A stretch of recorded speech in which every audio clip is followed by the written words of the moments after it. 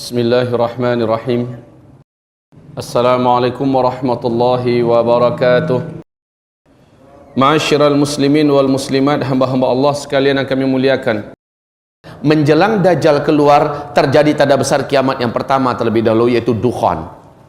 Dukhan ini, seperti penjelasan Michel Penn, pakar astronomi dunia yang paling senior saat ini, beliau menjelaskan hanya terjadi apabila bumi mengalami hantaman meteor. Sementara NASA Amerika saat ini mengumumkan kepada dunia bahwa kita sedang ada di tengah arus sungai meteor. Walaupun kita sudah di penghujung tahunnya, tetapi meteor mempunyai karakter seperti bola biliar. Dia kalau beradu, maka dia yang lain akan memental ke jalur yang lain. Peluang-peluang ini akan menjadikan bumi sangat rentan diserang oleh meteor. Dan Rasulullah menyebutkan ciri-ciri meteor akan menghantam bumi apabila umatku terlibat dan terjebak dalam 3 kesalahan di akhir zaman. Dan ketiga kesalahan ini sudah dibuat oleh umat Nabi, ketiga-tiganya. Pertama, kata Nabi, apabila di tengah-tengah umatku sudah banyak bermunculan penyanyi-penyanyi wanita di mana-mana. Yang kedua, apabila musik dan alat-alat musik sudah disenangi oleh umatku dan digandrungi menyebar di mana-mana. Dan yang ketiga, apabila minuman khamar, barang-barang memabukkan sudah mudah didapatkan di mana-mana. Maka pertanda ini sudah Rasul gambarkan kepada kita. Kaum muslimin yang kami muliakan, Rasulullah SAW menyebutkan apabila terjadi hantaman meteor seperti pernyataan Abdullah bin Abbas, maka berikutnya yang terjadi adalah dukhan.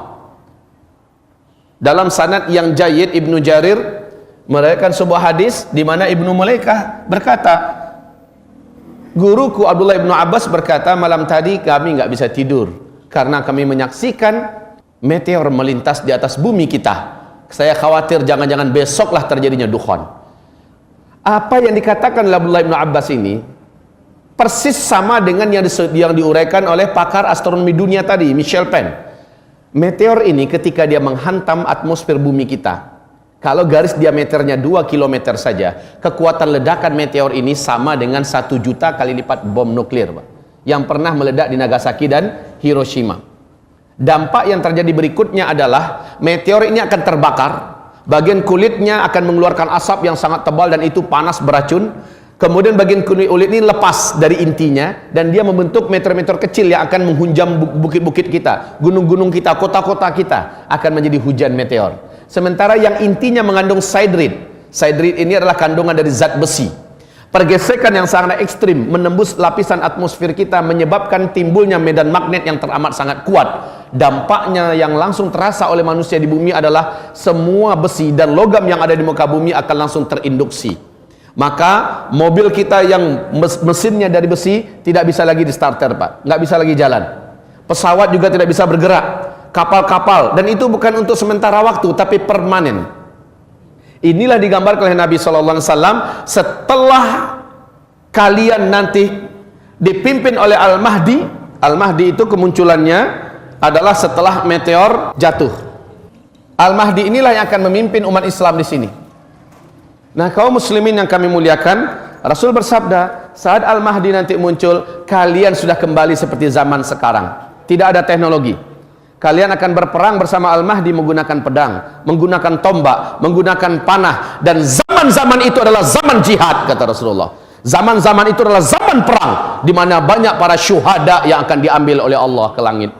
Banyak para lelaki yang bertumbangan sementara mereka adalah lelaki-lelaki terbaik di akhir zaman, atau lelaki pecundang yang lari sementara kematian tidak akan pernah bisa dielakkannya. Kaum muslimin yang kami muliakan, zaman di mana kita hidup sekarang, kita akan dihadapkan kepada fenomena yang sangat berat ini. Taib, meteor ini jatuh, semua teknologi musnah. Ketika menghantam laut, kata Michel Penn, kekuatan ledakannya yang sama dengan 1 juta kali lipat bom nuklir itu menjadikan hadirnya tsunami setinggi 230 meter. Bila jatuhnya ke kutub utara atau kutub selatan, kutub itu akan meleleh. Maka permukaan air laut akan naik 7 meter lagi. Banyak sekali kota-kota besar di muka bumi yang dibangun di tepi pantai akan tenggelam, termasuk Jakarta, Chicago, New Zealand, dan kota-kota besar lainnya. Kemudian apabila jatuhnya di daratan, maka ini yang paling pas dengan terjadinya dukhan. Ini yang paling pas dengan terjadinya dukhan. Sebab apa? Ketika jatuhnya ke daratan, kekuatan ledakannya yang teramat dahsyat. Radius dari titik jatuhnya ke 100-200 km, seluruh makhluk hidup akan langsung menguap menjadi karbon. Kemudian bumi akan mengalami kecekungan yang sangat dalam. Kemudian partikel-partikelnya membumbung ke langit dalam bentuk kabut debu yang teramat sangat tebal, lagi panas. Dan inilah yang disebut dengan dukhan. Tebal, panas.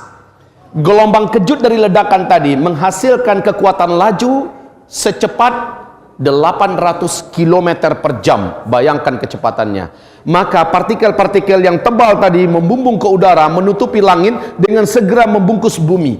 Bumi akan gelap gulita 40 hari 40 malam, kata Rasul. Bumi akan gelap gulita 40 hari 40 malam. Hamba-hamba Allah yang saya muliakan, bagaimana 40 hari 40 malam tanpa cahaya? Sahabat-sahabat bertanya kepada Rasulullah, ya Rasulullah, bagaimana cara kami menentukan waktu sholat? Nabi mengatakan, sholat kalian kira-kirakan saja ketika itu. Siapapun yang berusaha melihat, walaupun telapak tangannya didekatkan ke wajah seperti ini, dia tidak akan mampu melihat apa-apa, gelap gulita. Setelah matahari kembali nampak, kita akan dikejutkan dengan pemandangan lain. Apa itu? Bumi akan diselimuti oleh debu yang sudah mengendap ke daratan, tebal di mana-mana. Bangkai-bangkai berserakan, bangkai-bangkai burung, bangkai kucing, bangkai anjing, binatang, dan banyak tanam-tanaman yang juga mati. Bayangkan 40 hari 40 malam nggak ada cahaya matahari, dan itu panas, Pak.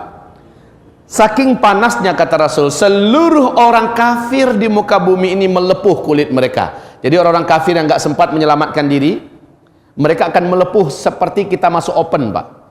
Orang Islam yang banyak buat dosa sebelum itu terjadi, amalnya sedikit, imannya tipis, sama tersiksanya dengan orang kafir. Tapi orang beriman yang imannya bagus, ketika itu terjadi, amal solehnya sebelum itu banyak, dia akan selamat.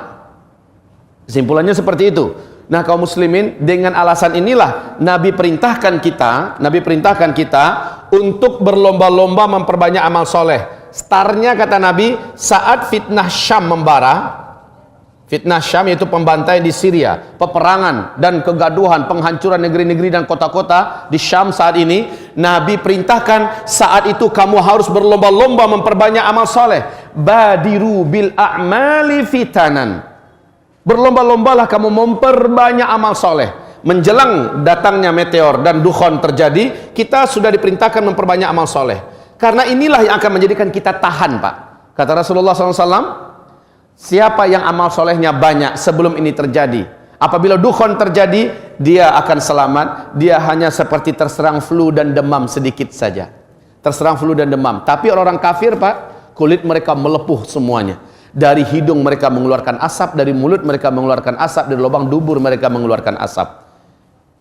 Yang benar-benar akan selamat di antara orang kafir mungkin sudah 9 negara sekarang yang ketahuan sudah mempersiapkan bunker-bunker raksasa bawah tanah, Pak, di kedalaman 30-300 meter. Amerika sudah menyelesaikan 6 bunker raksasa. Satu bunker itu dapat menampung 500.000 manusia. Dan sudah disiapkan fasilitas hidup oleh Amerika di dalam itu, mulai dari obat-obatan, makanan, segala macamnya, untuk 500.000 manusia dan bisa bertahan selama 1 tahun. Dan ini pas, nanti dalam hadis di sini, Rasul menyebutkan kepada umat Islam, apabila kamu menyaksikan di atas langit selama 3 hari sampai 1 minggu melintas terus bintang berekor atau meteor, maka perintah Rasulullah adalah persiapkanlah makanan untuk dirimu dan keluargamu selama 1 tahun. Ada pesan yang khusus dari Nabi Muhammad SAW. Baik kaum muslimin yang kami muliakan, tentang tanda-tanda Dajjal sudah nampak, dukhan juga sudah ada tanda-tandanya diperlihatkan oleh Allah Subhanahu Wa Taala. Nah, menjelang ini wahai hamba-hamba Allah, kehidupan di muka bumi akan dipenuhi oleh peperangan, pembantaian, musibah demi musibah, bencana demi bencana. Kita hanya sekedar menunggu berita kekacauan terjadi di Arab Saudi. Kekacauan dalam artian anggota keluarga kerajaan di Arab Saudi sudah bergaduh sesama mereka, dan kita di Indonesia bisa menyaksikannya. Kalau begitu, maka lihatlah bencana gempa akan menyusul di sana. Pertumpahan darah akan terjadi di seluruh Timur Tengah. Kalau sekarang kan masih pertumpahan darahnya, masih Arab Saudi masih belum, ya. Beberapa negara Teluk masih aman, tapi nanti akan merata semua. Saat merata semua, maka termasuk Indonesia, Pak. Semoga Bapak mengikuti perkembangan ancaman kehancuran ekonomi global, Pak. dan itu akan menyebabkan di mana-mana terjadi krisis, chaos, keributan dan kekacauan, pembunuhan, perang dan di mana-mana. Ini pasti terjadi kaum muslimin yang kami muliakan, dan ini bukan sesuatu hal yang sangat tabu lagi. Astaghfirullah, astaghfirullah, astaghfirullah. Subhanakallahumma wa bihamdika asyhadu an la ilaha illa anta astaghfiruka wa atubu ilaik. Wabillahi taufiq wal hidayah. Wassalamualaikum warahmatullahi wabarakatuh.